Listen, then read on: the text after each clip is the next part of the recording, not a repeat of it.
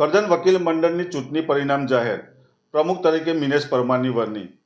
કરજણ વકીલ મંડળની પ્રમુખ, ઉપપ્રમુખ અને 5 સભ્યો માટે ગત રોજ ચૂંટણી યોજવામાં આવી હતી.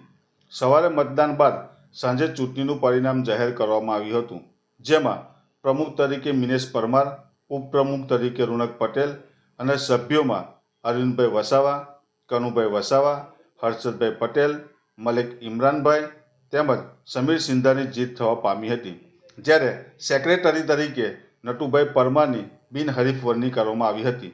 ચૂંટણીમાં વિજેતા ઉમેદવારોને કરજણ વકીલ મંડળના વકીલોએ શુભેચ્છા પાઠવી હતી.